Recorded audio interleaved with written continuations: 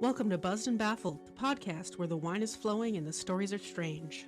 Each week, we uncork a bottle, take a sip, and dive into some of the most jaw-dropping, unbelievable true tales you've never heard before. From historical mysteries to bizarre real-life events, we'll have you wondering, is this for real? So, grab your glass, sit back, and join us as we get buzzed and you get baffled. Hey listeners, just a quick note before we dive in. Buzzed and Baffled is a podcast where we enjoy a glass of wine, share wild stories, and sometimes get a little, well, buzzed. While we strive to share true and accurate tales, we're here for the entertainment as much as the facts. So take everything we say with a grain of salt and a splash of wine. Any opinions shared here are our own and do not reflect those of any other party. Always drink responsibly and remember, the truth can be stranger than fiction.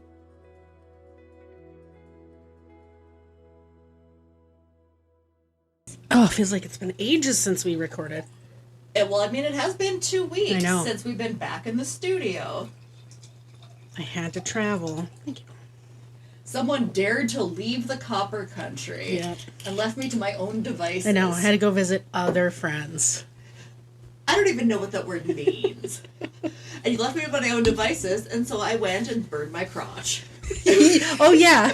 I got a sunburn That's on right. my crotch. That's right. Yep. That didn't happen in Mexico, but it sure should happened just sitting at my mother's house in the UP. Yeah. Why were you like spread eagled at your mother's house in the sunshine? It felt like the best way to say hello to the neighbors. Okay, that's fair. Were you like signaling like It was like Morse code. yeah, like across the canal? I was signaling like bring more wine. It's just like the flash of like your pale legs. It was just reflecting. The International Space Station's like, we're getting a signal. But over the week it's gotten a little bit better. Underwear's not as uncomfortable.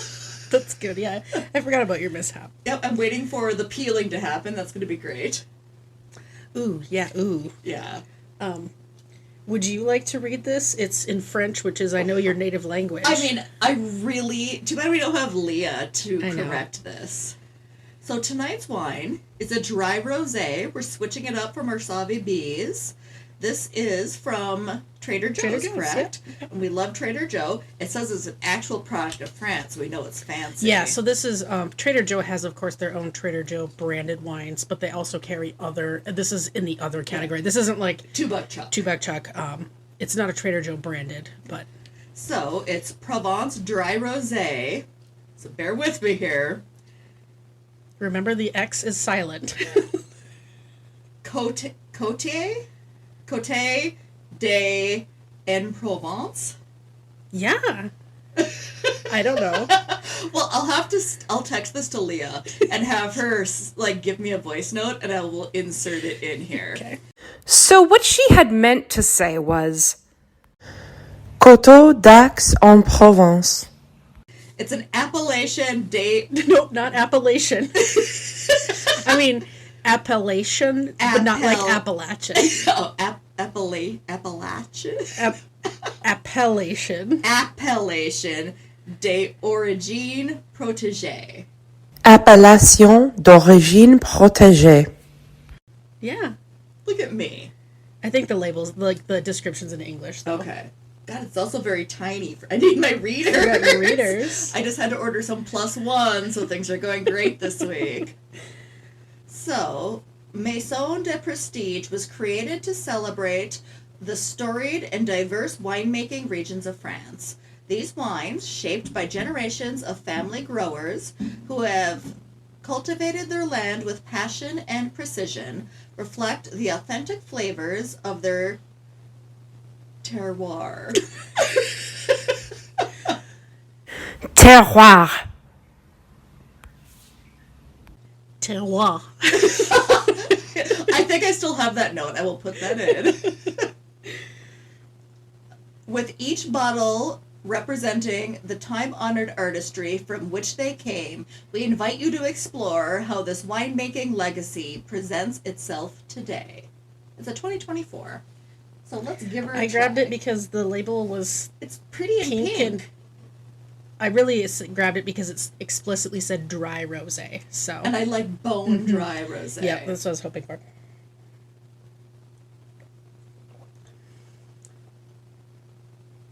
Little sweeter than Box. Mm-hmm. I was gonna say I wouldn't consider this a dry rosé. No, it's like middle of the road rosé. Mm-hmm. It's not bad. It's just not dry. No, it's not as tart as I would like it. Like Box is dry. Mm-hmm. This must be French dry. I would think French dry would like make you pucker. Product of France. Well, we have tried rosés from around the world. Yep. And I still don't think we've found one that we like as much as Box. No, I mean, I'll keep trying them, but like that's kind of where the marker is because that's the favorite. The South Africa one was not good at all. No, we did not. I mean, we drank it, but well, we're always gonna drink it. I'm not gonna waste it. So tonight I get to be the listener. Yeah, passenger princess over there. It's my favorite way to live. Okay, Granby, Colorado. We pinned this up on our map, so Nicole already kind of knows where it is. Mm-hmm. I'll talk about it a little more in the story, but we are northwest of Denver. Yeah, it was so close. So Marvin Heemeyer was born on a dairy farm in North Dakota in 1951. In 1973, he was stationed at Lowry Air Force Base in Denver, and that Air Force Base doesn't exist anymore. Mm-hmm. In 1989, despite not having any family in the area, he remained in Colorado after his discharge from the Air Force and moved to Grand Lake, Colorado, which is northwest of Denver and about 16 miles away from Granby. So these are cities that are right next to each other. And Granby has a population of about 2,200 people at the time.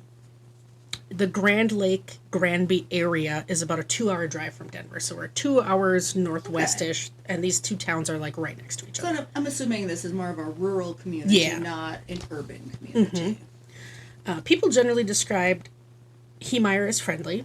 He liked snowmobiling and even led a rescue effort for a friend who became trapped after a small avalanche while they were snowmobiling. Marvin owned and operated a muffler shop. He was a pretty good repairman.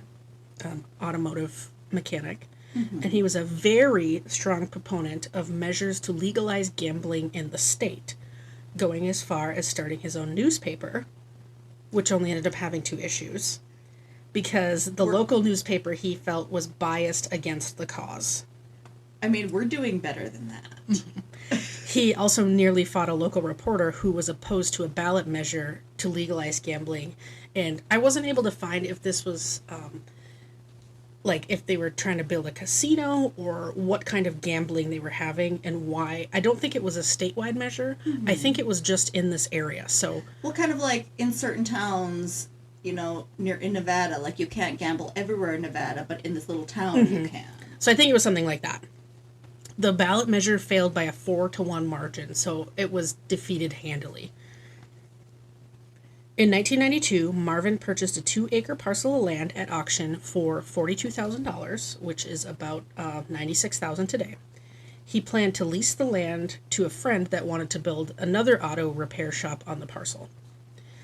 A local resident named Cody Docheff, I think it's pronounced Docheff, it's Docheff, was at the auction. Mm-hmm. Cody's family previously owned this land, but they owned it before the auction. So they owned it, and then someone else owned it, and it went to auction. Okay, so it's like in between owners. Yeah. There was like, it wasn't like they lost the property. Right, so yeah, it wasn't their property at auction. Mm-hmm. It was someone else's, but he had previously owned it. Marvin later stated that Cody verbally berated him for winning the auction, but there's no other corroboration of this happening. A lot of people were there, and no one was like, yeah, he went crazy. Mm-hmm. Yeah. Okay. The property didn't have a sewer system because it was just like a 2-acre parcel. It's like a hunting property. Yeah, it's just like a chunk of land. And if you wanted to put anything there, you were going to have some type of sewer system, right? You can't just build a business and flush into the ground. The upgrades to the property and hookup to the municipal sewer system would cost about $80,000, which that's a lot. Almost double what he paid for the land. So Marvin put in a request to have the city annex his land, making it part of the sewer district. So he was going to retain ownership, but now they're saying, oh, we're extending the boundaries of the municipal sewer district to contain this parcel of land. It's a pretty common, it's like a zoning thing. The city advised him that he could also install a septic system. I was going to say, a septic system would be a lot cheaper. Which would be a lot cheaper. But Marvin rejected... as long as you have a well, because you need a water source for this kind of stuff. Yeah, and I don't know if there was city water too. I mean, there's city water and sewer, but I think you can do one without the other. I don't really know the specifics of this municipality's water and sewer districts. But anyways, Marvin rejected both proposals. He's like, no, I'm not putting a well there. Was he just going to go poop in a hole? Yeah, apparently. He said it was extortion. So he thought when he asked to have the sewer or the property annexed into the sewer district that the government was going to pick up the tab to hook it to the municipal sewer line. Why would he think that? It's private property. Yeah. So he said it was extortion that the government wouldn't pay the costs to have his sewer line installed. That doesn't make any sense, because if I buy property that's not developed, I am responsible for removing the trees and clearing everything and getting the electrical lines run. Yep. And the sewer and water. Yeah, so he's saying, nope, I'm not going to hook this up to the city sewer, and I'm not going to put a septic tank in. Then you can't build. He never withdrew his annexation request, even though he decided he wasn't going to hook it to city sewer. So it became part of the district. So he had to, yeah. But I feel like this is not going to go anywhere good for old Marvin. Nope. So it became part of the sewer district, but hookups in it, nothing was installed. Instead, he buried an old concrete truck mixing barrel. You know, the spinnies. Yeah, that goes when it's driving down the road. Into the ground, and began illegally using that to hold sewage at the property. You cannot do that. That's a public health hazard. By 1993, the friend who he was planning on leasing this property to backed out of plans to build an auto shop, obviously because of the environmental issues and not having appropriate code stuff. So Marvin decided to move his own muffler shop to that property. So remember, God, I kind of feel like we've all met this guy. Yeah, he's everywhere here in Ontonagon. So remember the Dochefs, the people who owned the property, two owners before, something like that. They owned a concrete plant nearby, and were in the same area, which is probably why they own the land to begin with, and were looking to expand. So they wanted to buy up adjacent parcels to what they already owned. And the Planning Commission suggests they looked into buying Marvin's parcels because they're right there. And it would allow them to expand in a direction that's away from hotels and businesses rather than towards. Yeah, because you're not a thing people want to come see when they're visiting. You're a place that builds things. Yep.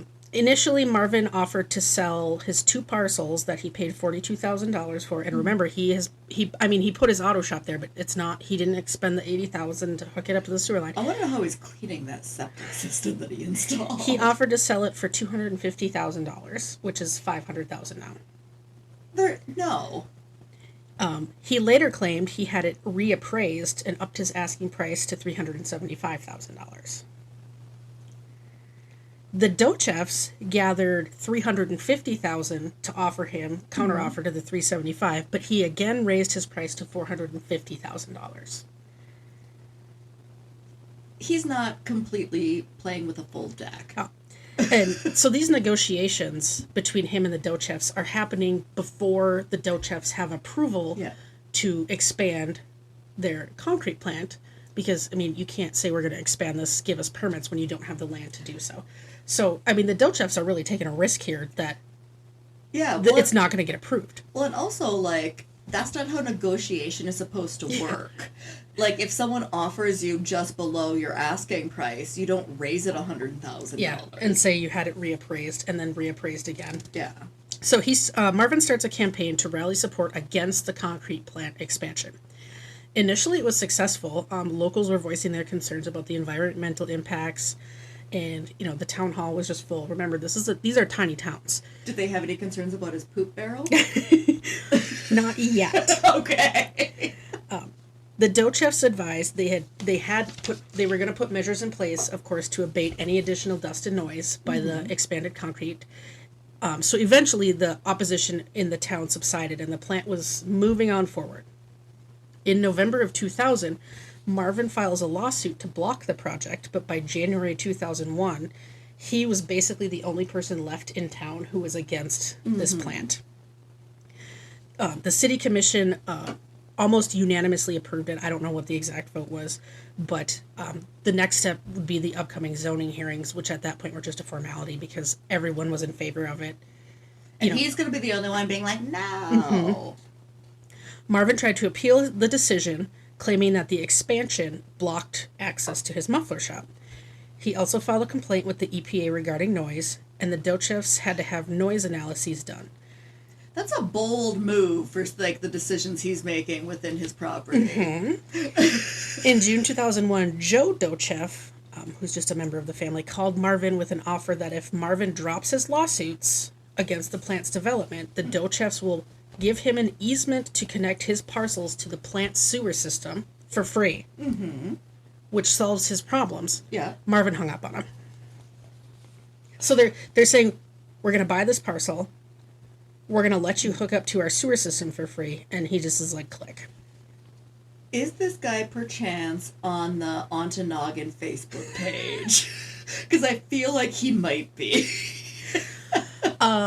No, but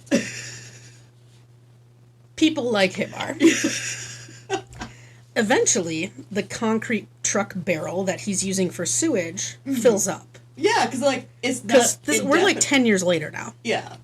So he starts illegally pumping the sewage into a nearby irrigation ditch. So he, like, rigs up a gas pump, and he's just, like, pumping it out and into the ditch. So what I'm picturing is him, like you do if you're trying to get the gas out of a gas tank. He has this like hose in, and he's, like, sucking on the Oh. hose to get it flowing, and then he's just, like, putting human waste in the ditch.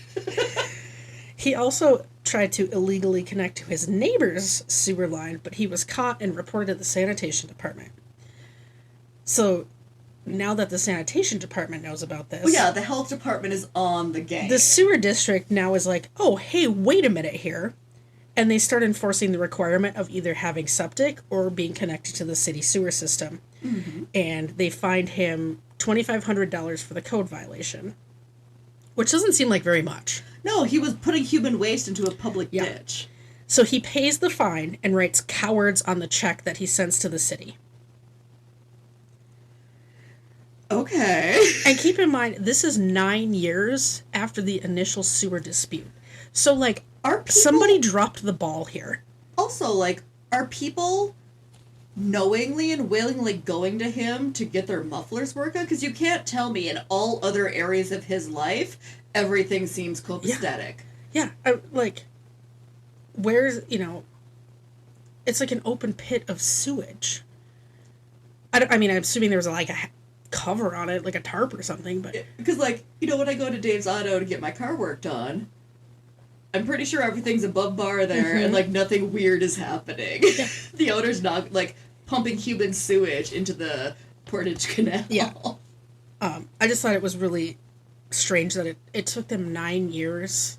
Like, clearly nobody went out to this property after the initial dispute. Well, yeah, because he's saying, like, no, I'm not going to do this, but no one follows up to see what he did do. Yeah. Which of the two options he was required to do. He did none of them, and nobody followed up. And $2,500 is a nothing fine for 9 years of noncompliance and violating, like, numerous health and sanitation laws. Yes. So, after I didn't mean to say so. We're trying not to say so and like so much. I need to squirt you with a water bottle. After he lost his lawsuit against the city and the Dochefs for the concrete plant, he blamed his lawyer and demanded a refund. Once the zoning commission approved the permits, he knew everything was finalized and there's nothing else he can do. He can't file lawsuits anymore. It's all moot at this point. He's going to get in trouble filing frivolous lawsuits and that sort of thing. I feel like that wouldn't stop him. Well, so what he does is he drives to California and buys a Komatsu D355A bulldozer. Is that number 1 on the board? No. And actually, I don't have a picture of just the bulldozer. Okay. But just picture a bulldozer. Yeah. Just a regular old Just bulldozer. regular old bulldozer for $16,000, and he has it shipped back to his property. That seems much cheaper than just paying to hook up to the city water and sewage line. So this is July 2020. I have 2022 written here, but I meant 2002. He keeps the bulldozer outside of his business with a for sale sign on it, but did not have any interested purchasers. He takes this as a sign from God that he should use the bulldozer to enact vengeance on those in the town of Granby who wronged him. I love it. I cannot wait. In October of 2002, he announces that his muffler shop is going to be closing, and he sells the property and shop to a waste disposal company for $400,000, which was almost 10 times what he paid for it in 1992. So he wouldn't sell it to the dough chefs. Nope. But he sells it to some other company. It's a spite sell. Mm-hmm. As part of the sale agreement, he leases back a portion of the building to himself. So he's saying, you buy this, but you're going to lease me back X square feet of the shop. So, but I'm looking at the picture on the board. And I'm going to find this exact picture and put it on the website, obviously. But he's just holding bullets. Yep. So this kind of gives us an idea of what this man is like. He builds a permanent wall between his portion of the leased shop and whatever the waste management company was using it for. And he changes the lock so only he can access his chunk of it. Well, I mean, that makes sense. Yeah, I mean, he's leasing it. And just as a little bit of a side note, the new owners installed the required sewer hookups within a day of purchase of the shop. So this wasn't even anything that there wasn't digging. This wasn't new pipes needing to be laid down. This is like a one day, like... Someone just had to come and, like, turn something on. Mm-hmm. Yeah, so within one day, they set it up. So he was being intentionally obtuse. Mm-hmm. So Marvin starts modifying the 85-ton bulldozer. He starts I'm impressed that he has the knowledge. He seems to be very mechanically inclined. He seems to be really good at, doing like fabrication and whatever he's doing with his automotive skills. And I don't know what he specialized in the military. I didn't look that far, and I don't know if... I just didn't look that far. I'm assuming it was something mechanical. I'm guessing it was like doomsday prepping is what he focused on. So, the shop, of course, is in Granby. He lives in the next town over, Grand Lake. Okay. So it's like a 15-minute commute. Mm-hmm. And he starts to see this as a waste of time to commute back and forth because it's cutting into his bulldozer time. So he sets up a cot. He's definitely not manic and fixated on something. He's got illegal living quarters in his half of the shop. He's stockpiled food and water, so he doesn't have to leave. Oh, I am right. He's doomsday prepping. He continues to dump his sewage into the nearby irrigation ditch. Even though it's hooked up. Yeah. So, he has subdiverted the toilet line to go to the other place. He adds makeshift armor plating to the bulldozer. And what he does is he puts a layer of steel, a layer of concrete, and another layer of steel to make plates. That's got to be heavy as fuck. Mm-hmm. And he puts these plates over the cabin, the engine, and parts of the tracks. And you can kind of see that in picture number 2. Okay, I gotta get up and go look at this. And you can grab one of those and bring it over. I need a good hard look. Oh my god. Yeah. Yeah, he's got skills. He's clearly a talented welder and fabricator. That is impressive. Mm-hmm. It also looks super heavy. Mm-hmm. I like that there's still a headlight. He installs 2 closed-circuit video cameras that he protects with 3-inch thick bulletproof glass. Where do you even buy 3-inch thick bulletproof glass? He includes air-pressured nozzles that would blow compressed air to clear away any dust from the camera lenses. Because once you're in there, you can't see. Yeah. So he's got these video cameras rigged up, bulletproof glass, and little fans or... And I'm assuming this isn't just like the air can you use to clean your keyboard and stuff. No, I think they're hooked up to some type of compressor, onboard compressor. Just think if he had used his powers for good. Mm-hmm. He put fans in an air conditioning unit inside to keep himself cool during the operation, when he's running it, and put in 3 gun ports, of course. One for a .50 caliber rifle. I'm assuming that's what this is the gun port? I think so. And I think what he's holding up there is probably a .50 caliber and is the bigger one. Yeah. Okay. One for 380 semi-automatic, which is kind of like your heavier end deer rifle, that kind of... A deer rifle? Yeah, like a rifle for shooting deer. Yeah, but why do you need a semi-automatic weapon to kill a deer? The semi-automatic part is not, but like a 380 is like, okay, you could shoot a deer like that with it. I mean, most people could. We've learned that Kyla's not good at shooting deer because she can't get the headshot. Shut up. And one for a .22 rifle, which is your little pea shooter rifle. And so neither one's is the only handgun I've ever shot when I had my idiot lines on. Nope. And so he puts these ports in with 1/2-inch thick steel plates around them. So on June 4th, 2004, at 2:15 p.m., Marvin Heemeyer begins his assault on the people of Granby. First, he drives the bulldozer through Mountain Park Concrete, which was the Dochev family's concrete plant. Mm-hmm. Cody Dochev, the one who was at the auction, was in a different area of the plant, but upon being called to the scene, he fires a pistol at the... I'm going to call it a tank at this point, because it's no longer a bulldozer. It is a tank, because when you see this thing, it looks like a tank. Mm-hmm. It's just yellow instead of green. Mm-hmm. And he thinks it's under remote control. Well, I mean, I could see why he would think that looking at it. Other employees tried to stop it by wedging objects into the tread, so the treads wouldn't go, but nothing worked. Police arrived at the scene, and Marvin starts shooting at them. That's where he's kind of getting big trouble. Mm-hmm. They tried to fire at the cameras to disable his vision system, but because he has 3-inch thick polycarbonate bulletproof glass, they can't. It doesn't go through. They're probably like, what the fuck is happening? Mm-hmm. Can you imagine how scary that would be? Like, not only do you have this weird homemade tank coming at you, but it's basically unstoppable. But also, they've known this guy, I'm assuming, his entire life. Mm-hmm. I find it very hard to believe that there weren't like, oh, yep, there's Marvin, here he goes. Allegedly, people said he talked about doing this all the time, but everyone was like, yeah, he's just a weirdo, and they brushed it off. Like, they didn't believe that he was going to do this. As a general rule, if someone threatens mass harm or suicide, believe them. And he said people had, like, friends came to the shop and saw the tank. And, like, no one said, hey, police, perhaps you should be concerned by the murder tank he's making? Okay. I guess we have to remember this is 2002, and things were very different in 2002. How old were you in 2002? Well... This is 2004, and I had just graduated high school like 10 days before this happened. Okay. After leaving the concrete plant, he heads south towards town. How fast do you think the bulldozer tank can go? Top speed. Well, how fast does a regular bulldozer go? So, it's got all this extra stuff on it. I mean, we know a regular bulldozer doesn't go fast. Well, I mean, just because it doesn't on the road doesn't mean it can't. But there's also really no reason for it to go fast. I'm guessing, but that you're asking me this, so I'm going to guess it was going like 60 miles an hour.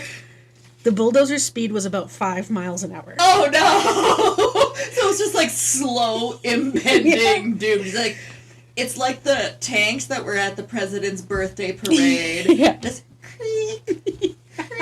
Creaking with their squeaky ass wheels. Down the road very slowly. The undersheriff climbs on top of the bulldozer, trying to like get a view, figure out how can we stop this.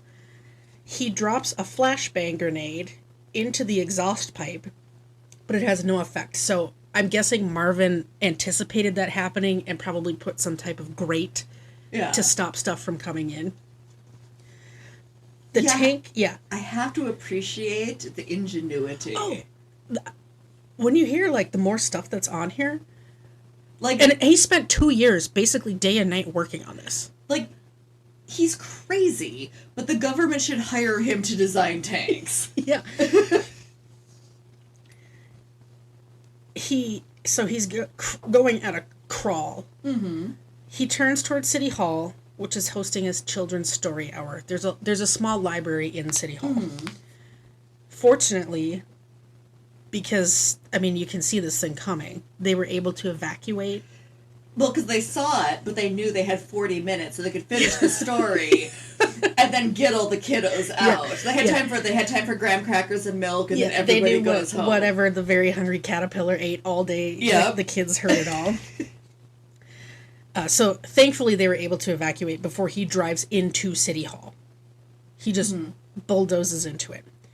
Then he tries to go to the local bank, and he's specifically aiming for a corner office because he knows there was a woman who was on the Zoning and Planning Commission. That's where she works. He's targeting very specific people. Nobody can stop this thing. So police just start jogging alongside of it. I mean, I feel like you would have to environmentally, like, make a hole so it fell in and couldn't get out. Remember how I told you if you thought you knew where the story was going, to just don't say it? Oh, no! Did I ruin the ending? No, you didn't. Okay. Because I'm like, well, if I was going to stop this, I would blow a hole in the road. So, as he's on this rampage, slow as it is, he's taking out basically anything he can hit, he's hitting. Trees, stop signs, fixtures, light posts, anything that's associated with the public land of the city. I'm gonna have to look. I want to see a picture of this chaos and afterwards. There's actually a documentary that I watched a couple years ago, and I think it's called Killdozer, or it's called Tank. But it's really good, and there's videos on YouTube, like clips of him of his rampage. I will find them and put them on buzzedandbaffled.net. So, he's as he's going between his very specific targets, he has a plan here. He's not just he's mapped it out. Like, he's not gonna put all this effort in and willy-nilly. Yep. So the city's like, how are we going to stop this giant machine? And someone thinks, oh, what if we bring in another giant machine? So they bring in what's called a scraper, and that's picture number 1 up there. Okay. And that's a big thing. Yeah, it's huge. You see those a lot when they're doing paving, when they're like cutting the top layer of soil out. I was going to say, that looks almost like when they're pulling up a blacktop and it's scraping off the blacktop to, like, re-blacktop it. Yeah, so and there's different kinds of scrapers. I don't know exactly which one they had, but that's a big machine. It's heavy, and it's enough that it can pull up a road, so... The scraper is not able to stop the tank. It just blows right through it? When Marvin started driving towards a propane tank storage yard, police evacuate everyone within a kilometer, including a senior housing complex. Jesus. He shot at nearby power transformers, hoping to ignite the propane storage facility, but thankfully he did not succeed. He didn't have a good way to aim his guns. Yeah. Well, because he's got this tiny little window. So he's trying to shoot to get propane leaking, and then trying to shoot at the transformer to have a spike and a spark and a giant explosion. Okay. They bring in another scraper, but that doesn't work either. Law enforcement estimates that if he was able to hit the propane tanks and the power station like he planned, the explosion would have been so large that everyone in a half-mile radius would probably have died. Jeez. That's, like, enormous. So he is just, like, because now he's racking up attempted murder charges. Like, he is just, like, ding, ding, ding, ding. So after 200-plus rounds of ammo and everything else that the local law enforcement tries doesn't work, they realize they're running out of options. And there are reports that the governor of Colorado considered activating the National Guard and ordering a missile strike on this. Well, and this is a realistic reason to enact the National Guard, because he's trying to blow up propane. He's trying to kill an entire town of people. So yeah, this is why you enact the National Guard. The governor's office later denied that this was even on the table, but law enforcement, people who were involved in this scenario, said, oh yeah, this was absolutely talked about. This was absolutely being considered as an option. Like, we're thinking, it doesn't mean the governor's going to approve it, but, like, we're like, what do we need? But they really weighed, would a missile strike be worse and cause more damage to innocent people? Well, because a missile strike is also going to hurt more than just him, because there's fallout. So next, Marvin targets a general store because the owner was involved in the commissions that allowed the concrete plant to proceed. Poor guy. The poor general store was like, I'm just trying to sell Diet Coke and coffee and Yeah, milk he's to like, people. come here and get your t-shirt, and I'm kind of like thinking of like Krupp's Mini Mart, and I know it was bigger than that. It was actually a Gamble's store. Was there a Gamble's here when you were growing up? Mm-mm. We had a Gamble's in Ontonagon, and it was like a general store. I don't know what that is. Yeah, just like a brand of chain of stores. Okay. So like some hardware stuff, like kind of like a tiny department It's store. like festival. Yeah. Yeah. Where like there's a little bit of food, it's not great. There's a little bit of hardware, not the useful stuff you need. Yeah. But you can definitely buy a doorknob. Yeah, you can. Yeah, you can get your boots and some sugar or whatever you need. So, I just said so again. Damn it! As he moves towards the building, one of the scrapers is able to maneuver behind the bulldozer, trapping him between the building and the scraper. Because I'm imagining that a scraper does not move much faster. Oh, no. And so I'm picturing the world's slowest pursuit as it's trying to chase it down. And I know we laugh about this only going 5 miles an hour, but let's be real. I cannot run faster than that. Oh, I definitely can't. So the scraper it doesn't pin it, but he doesn't have a way out now. And he doesn't have enough momentum necessarily to use velocity to push his you're way not going through. fast enough to bust through. You know, when you're crashing into things, it's because you have an 85-ton bulldozer, not because your velocity is, you know, it's not the Kool-Aid Man. Oh, yeah. Oh, yeah. So the scraper kind of gets him in a place where he can't retreat. The scraper operator, who I don't know who it is, but I'm assuming it's a man, and that's not being sexist, but let's be real, that's probably who it was. I think this guy's like a hero. I think most big machine operators are men. Yeah, so I don't think that's an unfair assessment, but if it's a woman, good for you. Please let us know. Also, nobody knows, so don't call me. So he jumps he puts the scraper in position, jumps out and runs. Well, yeah. Because he's gonna come out swinging and fighting. Marvin's forced to continue forward into the building. He is unaware that there is a basement in the building. So he's at the general store at this point. Okay. And he's facing the general store. He can't back up. He can't turn. And because now I'm picturing him like, what's that place in Ontonagon that they have like garden stuff? Oh, the U-Save? Yes, exactly like the U-Save. Okay. Yep. 100%. Okay. Because in my mind, this is Ontonagon. Yeah, you're not that far off. So he doesn't know that there's a basement in this building, or he forgets. I don't know why he would know that, but he doesn't know. One of the treads drops through the floor into the basement. Yes! Hole! And he can't move anymore because he doesn't have any traction. But he does have, I'm assuming, an almost unlimited amount of bullets in there, because you know it's floor-to-ceiling bullets. Yeah.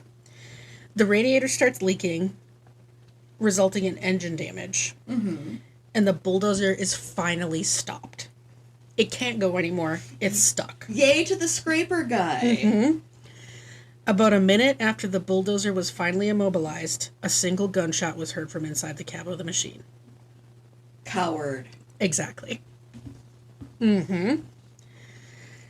Also, like, what if it's locked from the inside and you can't get in?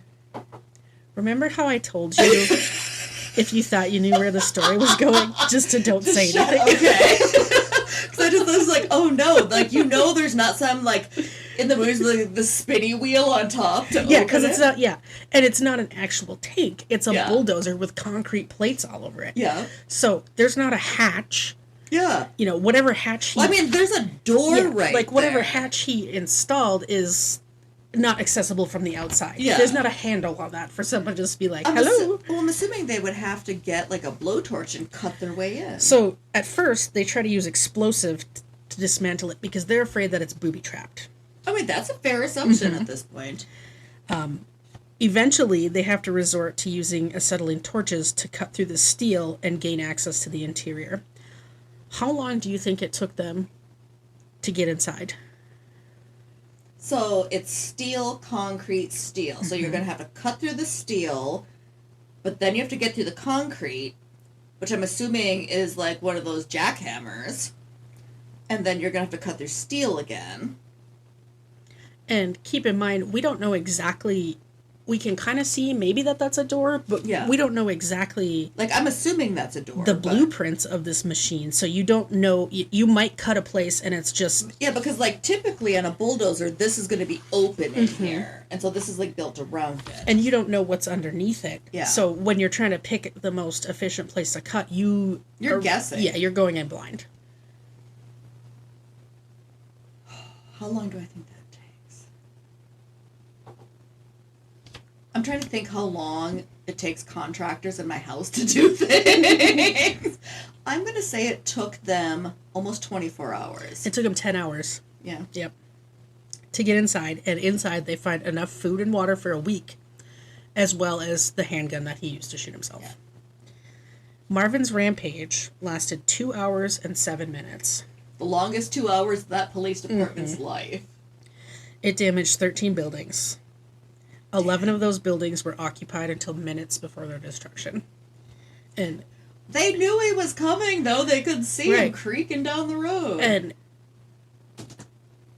what happened is horrible, and I think they're just lucky he didn't have a faster machine. Yeah. Because he would have done way more. Yeah, like if he had something that had some pep in its step. Because I don't know what the top speed of a bulldozer is. I don't either. I'm going to look it up. Let's Google this. Yeah.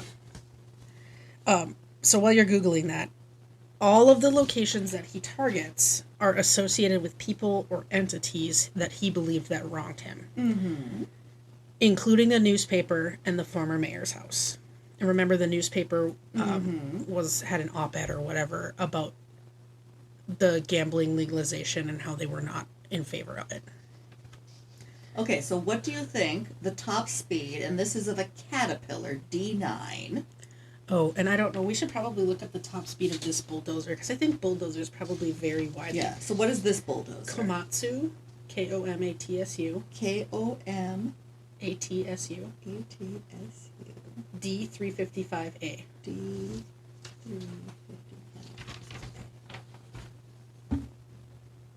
Okay. So, what do you think top speed is? Top speed... Without all that Of crap course, on without it. all the extra... Because, I mean, it's 85 tons by itself, and then he adds however many tons of concrete and steel.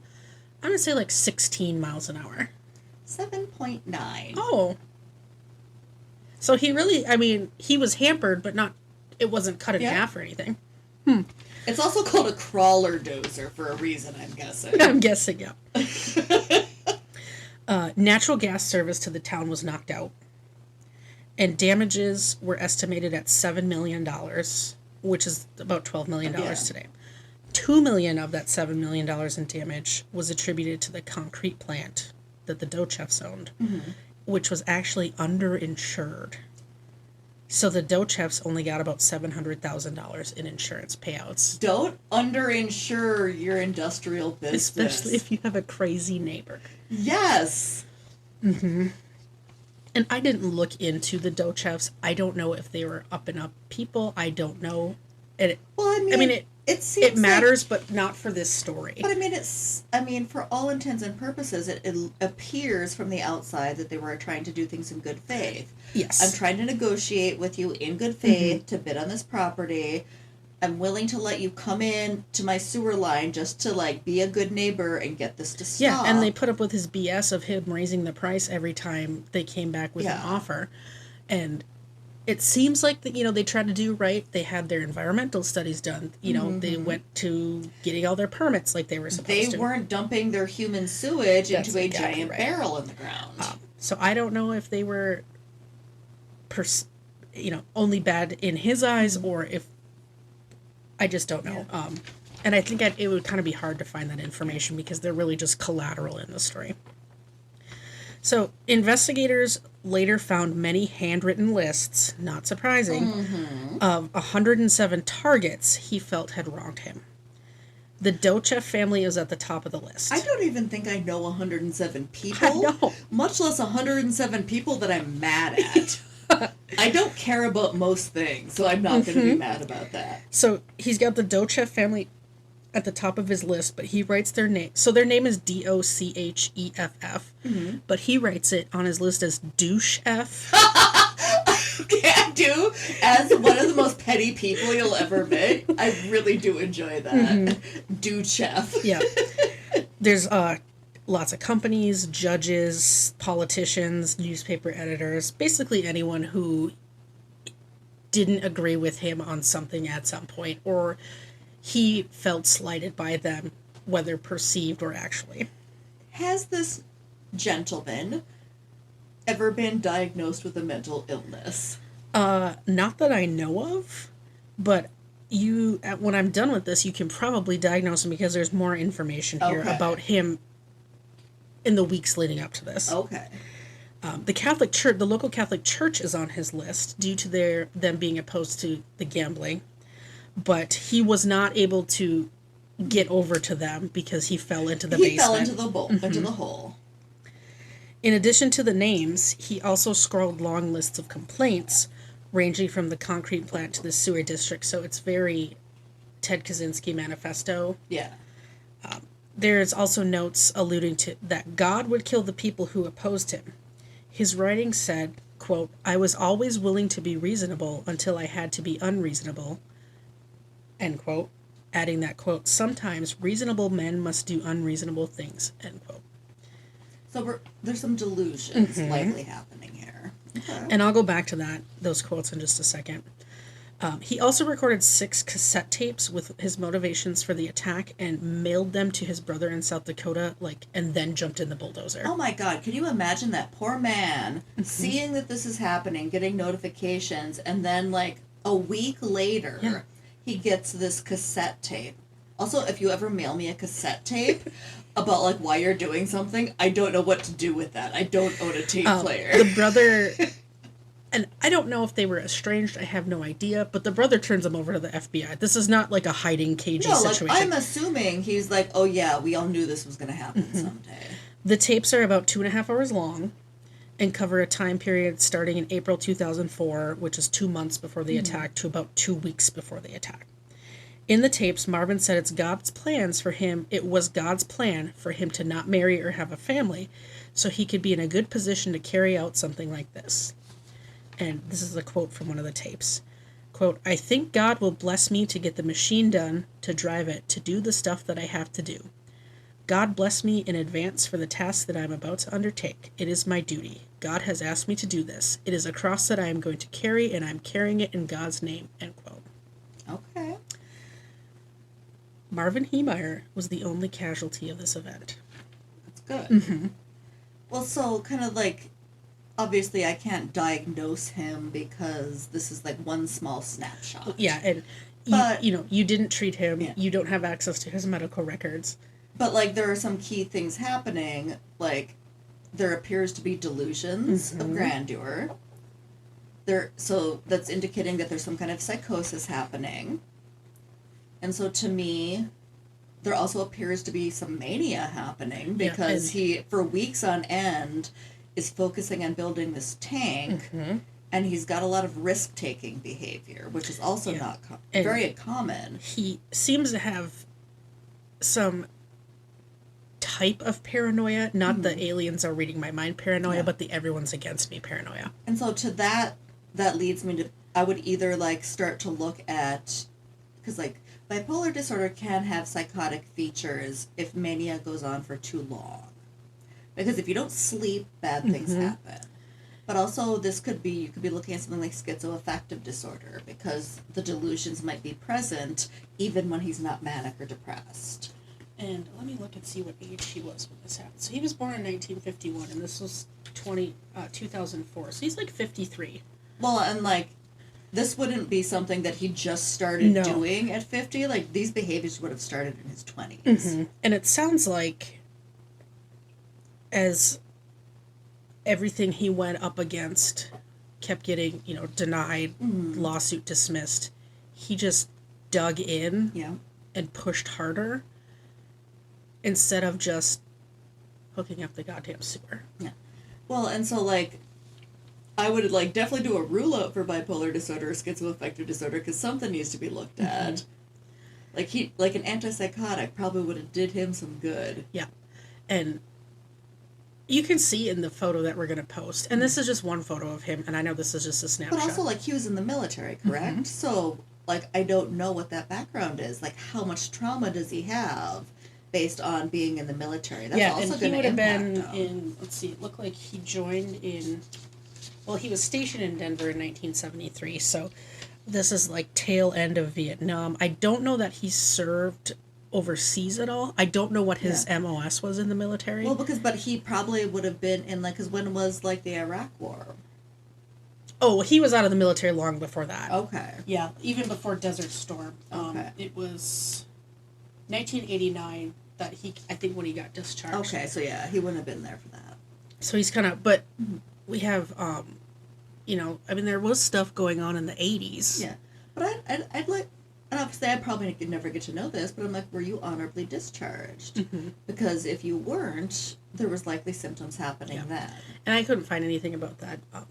So that's the crazy story of Marvin Heemeyer and his Killdozer. He did not name it Killdozer. People did after the fact. People did after the fact. And I think besides the horrific actions that this man took, there are people on the internet today who every June 4th or whatever day it was celebrate him. Oh, that's not good. Where's the bulldozer now? So it was dismantled. Okay. And the pieces were strewn across different junkyards because they didn't want anyone going and getting trophies or ideas, memorabilia. So it was completely dismantled, and pieces were just kind of dispersed. Like, look, I'm sure in compactor, so you can't get it. Yeah, they didn't want anybody to get any pieces of it, you know, to sell on eBay or whatever. Yeah. And the people who support his actions say, well, he didn't injure or kill anyone, and he was just standing up to the government. Well, he didn't injure or kill anyone because he had bad aim. Yeah. And the town lucked out that the bulldozer could only go 5 miles an hour. When you're trying to ignite a propane tank storage yard... Like, he tried to hurt people. Yeah. It was just basically dumb luck that nobody besides himself got killed. Yeah, there's people who, you know, they say sometimes reasonable men must do unreasonable things. He was not a reasonable man. No, he was not. Not at all. Like he had a long history of being unreasonable. Yeah. For like 10 years, he was pooping in a tank. Yeah. Yeah. He was the most unreasonable. Yeah. He could have had, everything could have been solved. And I understand if you don't want to pay $80,000 to hook up to the sewer system, but then you have to put in a septic tank. And the city even told him, they said, you can do that. That is a cheaper option. Yeah. That is a road you can go down. Like, we're not trying to screw you. We're here. You have two options. Everything that I read was people tried to work with him. The people were reasonable. The government was reasonable. He was not. So this guy is not a hero. No. The people should not be celebrating and him. the people who do, shame on you. Yeah. He is a bad dude. He was an asshole. Yeah. Boo Marvin. Yeah. Boo to Marvin. But that's my crazy bulldozer story. Yeah. And so, next week is the 4th of July. And so it's really up in the air if you'll be telling a story or I'll be telling a story. It's going to depend on what Lisa decides. Yep, we're waiting to see if our guest... Our very first pod guest. ...decides to show up. And if she does, Kyla's got a story about pickleball. And if it's my story, we're going to be learning about a local murder. Yeah, so stay tuned. Also, this was episode 10. How are we 10 episodes in? I know. We're like pros now. I know. It only took us like 30 seconds to get this started, and hopefully it recorded because I'm going to be really mad if it didn't. It's recording. I can see it recording, and I'm going to remember to save it. Yeah, save it, please. Okay, we will see you guys next week. Happy 4th of Julingo.